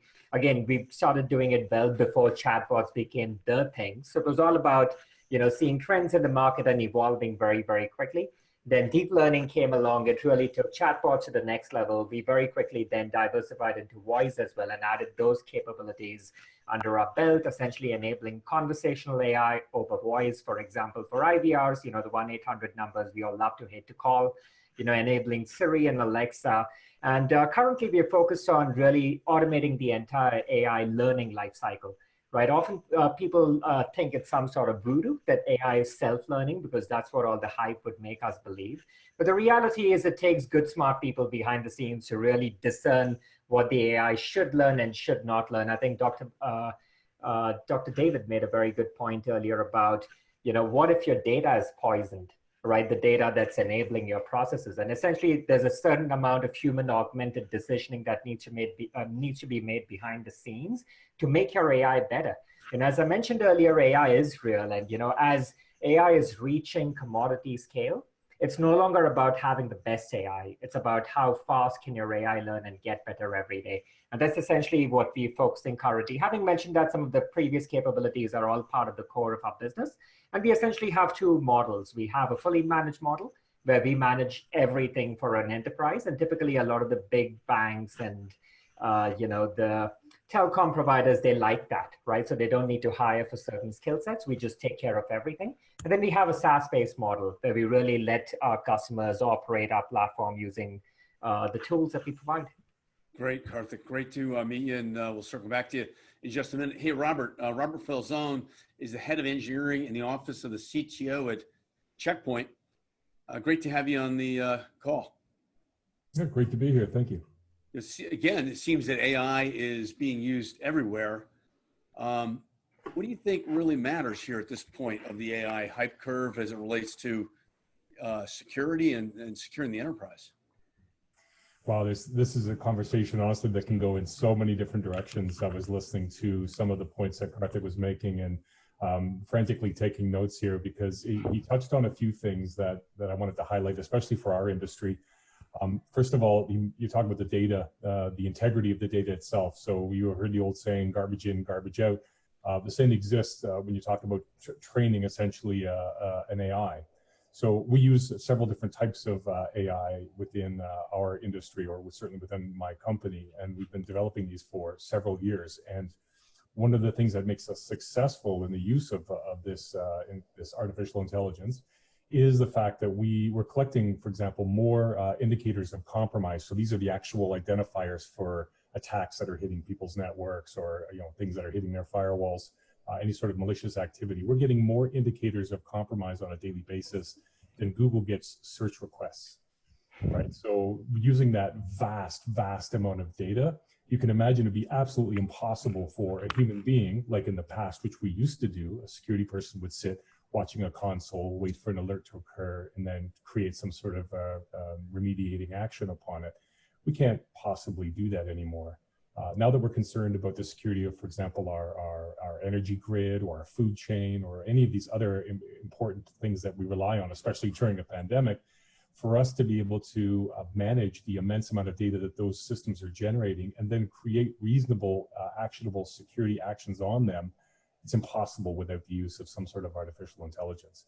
So a great example, it's a constant rat race as far as the hackers versus the good guys, right? And because of that, we're accelerating this process dramatically on a daily basis. We, for example, have a couple of different systems that we use. One, artificial intelligence that spends its entire time trying to develop fake malware. And then we have a second AI that spends its entire time trying to identify fake malware. And the two of them essentially feed data to each other, and they continually iterate to become better at the task, which is for us, identifying malware for our clients and so forth. So again, that data is critical, and the ability for these systems to have really intelligent, knowledgeable people behind them who understand the context is what makes it successful. Hey, Robert, what are the issues that you really address in layered in the enterprise as it relates to securing the enterprise? What's checkpoint specific angle? Oh, well, boy, there's no real angle. I mean, security, as you can imagine, touches every aspect of your infrastructure, right? Right from the activity to be able to open your door, to the business, to the security of your data centers. And the fact is, many organizations are pushing all of their data now into the cloud. So what is the cloud? Someone else's computer. So we're essentially taking all of our assets that we've spent decades, implementing these very detailed analytical security policies for, and then trusting in a third party to make sure that those same systems and policies are followed. What it allows us to do at Checkpoint is to really create a common infrastructure, so that when you have and you create policies that you've already secured in your legacy infrastructure, those same policies you vetted, you understand them very well. We're giving organizations using artificial intelligence, automation, the ability to push those policies now into assets that may not reside in their local environment anymore. So it's the cloudification of everything. Love it. Great job.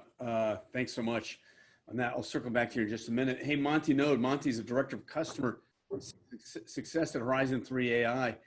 Monti, good to see you. A little update. What's Horizon all about, Horizon 3 AI?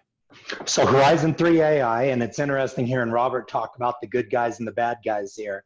Horizon 3 AI is very much a red team as a service. We are a data company, and we have translated an attacker's perspective into creating these data models so that we can go out and we utilize our AI, so that what it really does is it can make that red team operation much faster. We've been able to see where, as many people know, I'm sure, with a pen test operation, you're gonna bring somebody in. It's gonna take a while to get them ramped up. They're gonna come in, do a lot of interviews. They gotta be on site, and then it takes a while to get that report back.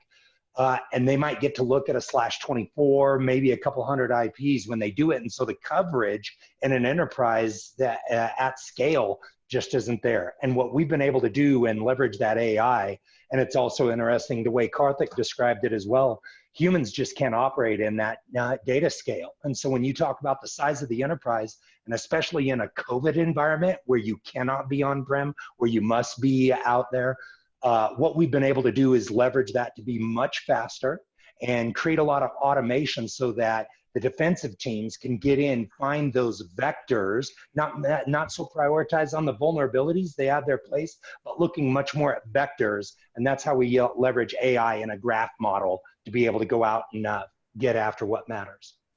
You know, Monti, here at HMG, we really try to get under the covers, if you will, and really find out someone's professional and personal point of view and perspective. Where are you coming from, right? I mean, okay, sounds great. Okay, so what's your street cred or your background?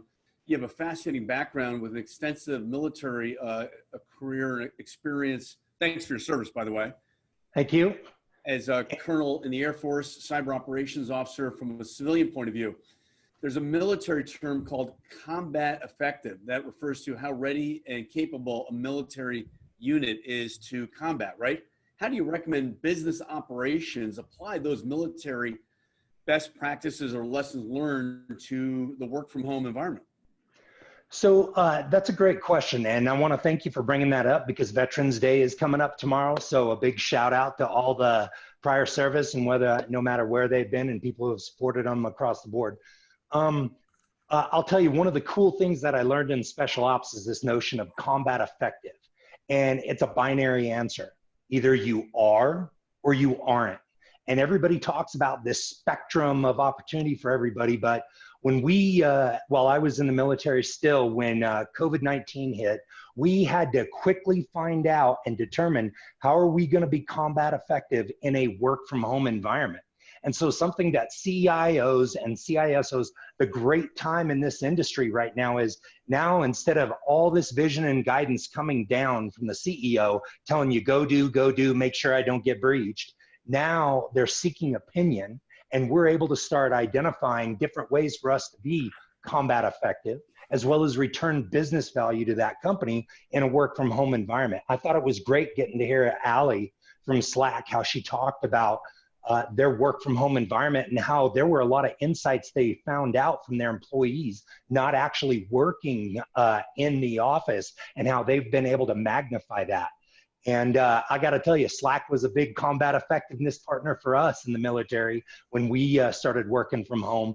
And so I think that's one of the big things the CIO has got to look at is how can I create this opportunity out of this chaos that can really advance the business operations. And some of that might be staying working from home, like you're seeing a lot of the big tech companies are pivoting to right now.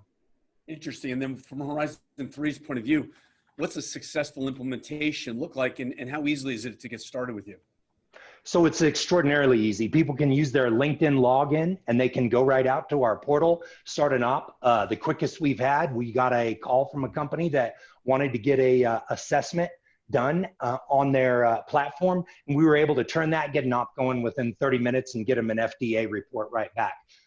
Pen tests are not cheap. And we have opened it up. And if somebody wants to reach out to me personally, I can open it so that you can do this for free across your entire enterprise.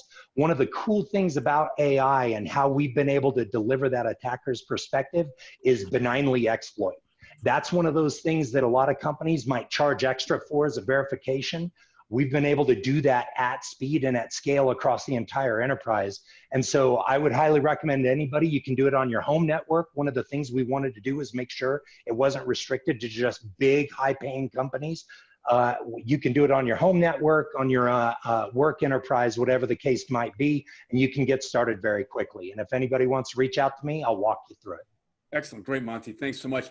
Hey, Karthik, when you think of the key trends into 2021, what's on your mind? What are you looking at?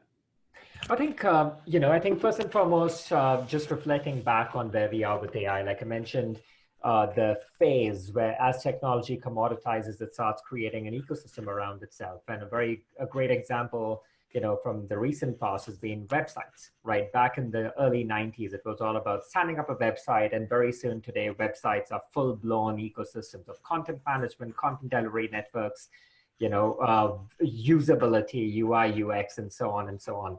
And something similar is going to start to shape in AI, and especially in the enterprise space where, back in the early 2015s, everyone would ask me like, oh, what kind of algorithms are you using? In 2016, 2017, they really wanted to get into knowing what kind of a deep neural net are you using, and you would be discussing algorithms and, meetings with the CXOs who are trying to buy technology. Come 2019, 2020, a lot of the trend has been just get it to work. I really don't care how you do it, right? And the focus has come back to the business KPIs, and the focus is again on making things work. And it's not so much about the hype as, results, and it's results that are starting to matter. And with that is the emergence of the ecosystem around AI. So starting 2021, what we're really going to see is standardization. Today, standardization is incredibly weak in AI, and you simply can't take a model built in one technology and port it into another. So we're going to start to see technology standardization come around. We're going to start to see focus on training and really and data as the three pillars. So standardization, it's really training tools and technologies. I think Monty and Robert alluded to it. You're ingesting now data at scale that it's impossible. You can't hire an army of 200, 500 people to go look at the data, and they still wouldn't be able to get their hands around it. So really automating the entire training lifecycle, letting AI come tell you the trends and key patterns in the data, and then letting humans make those final decisions, where the human has the context, is aware of the business strategy and can, push the right buttons. And really data, it can't be understated enough because, today it's fairly simple. In under 5 minutes, you can go stand up an AI application on the cloud. The question is then what do you do with it? How do you actually train it to a task you want it to perform? And without access to good quality standardized data across industries, a lot of which Wysdom possesses, so we've built this data moat of a corpus, for telecommunications, for insurance, for financial services, for banking and retail and so on.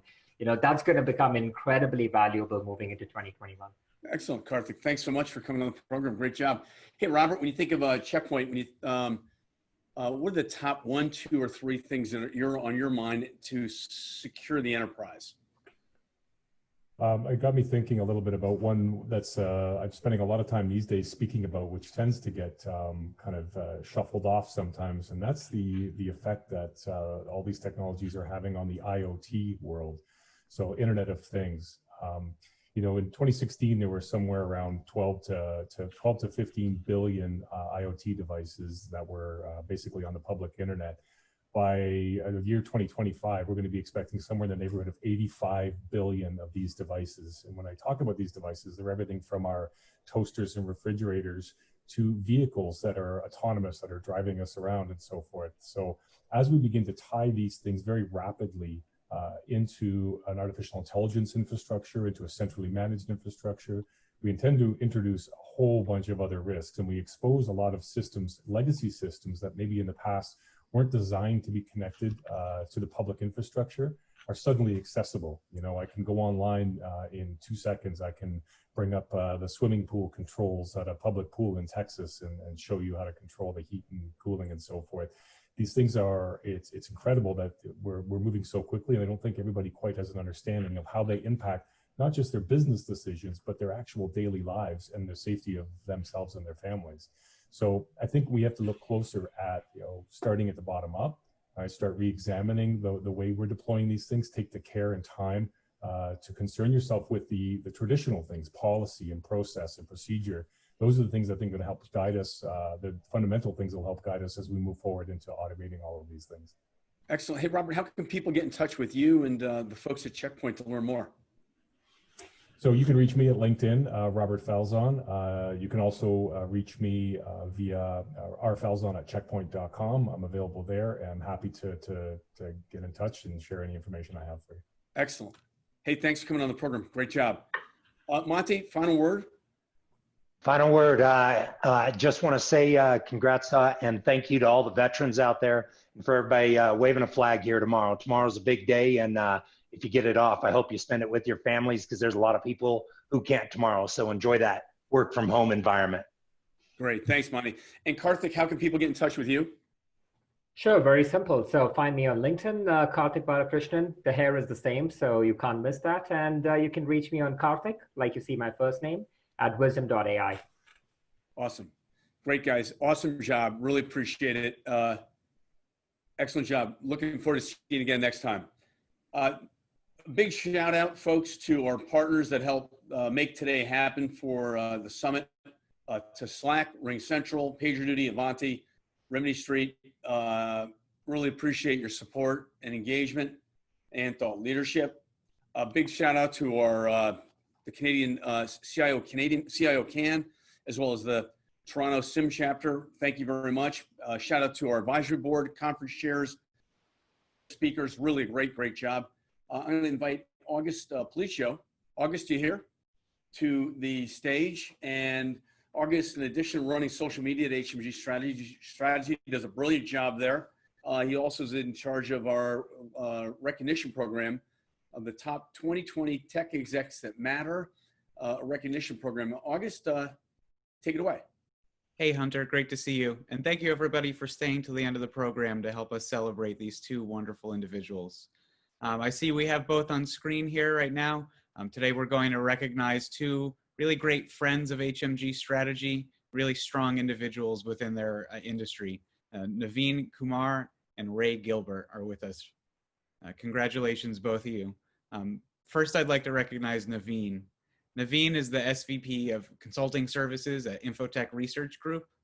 Naveen encourages his employees to engage with their communities. He's not hesitant about letting his employees climb and grow alongside him. His organization, in his own words, would be nothing without the hard work of his employees. Naveen builds winning teams by recruiting for passion and devotion. He prides himself and his team in having lowered operational costs by $25 million by renegotiating contracts, managing vendor relationships, and rezoning infrastructure. That's a great highlight from Naveen's career. But most importantly, Naveen knows that to transform business, he has to transform the people at its core. The leadership, the team, clients, suppliers, internal and external networks. He says, what drives a company is its relationships, the people and the numbers. Naveen, congratulations on earning yourself and your team a 2020 Global Technology Executives Who Matter Award.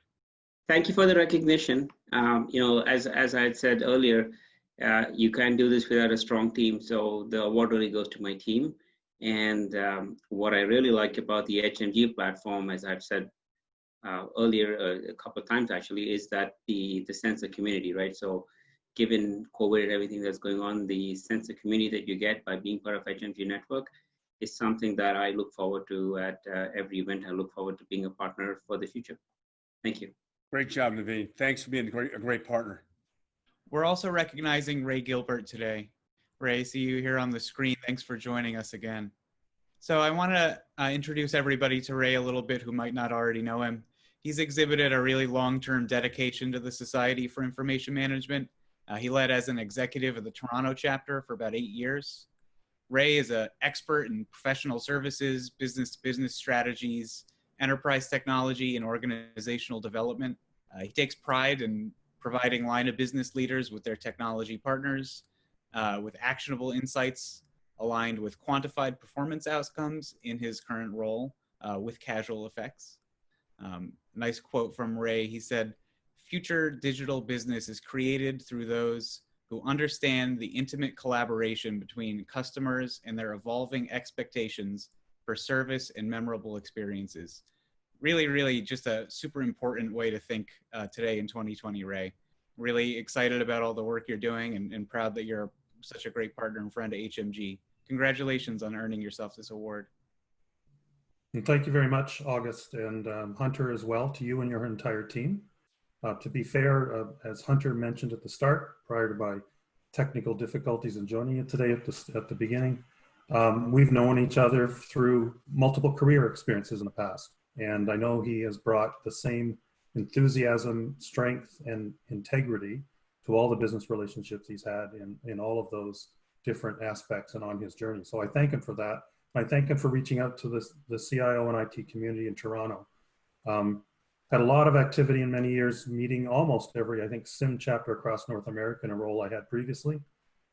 Since then, I've worked in consulting, as you mentioned, in the causal effects area, have welcomed and enjoyed meeting new technologies, some of which were displayed today, and able to bring them in the Canadian market. So that's a part that I've continued to enjoy. But the most important part to me is many times I've tried as much as possible to work with other peers in other areas, and we've seen many of them here today. We had Karthik, who I met over a year ago, and know the background. You meet him technically today, but I have a chance to see what he does personally and what his personal interests are. So I enjoy meeting those people in the Canadian community. And we're a small group. You go from one group to the next. You ultimately meet the same players and have an opportunity to enjoy their careers and what they're doing.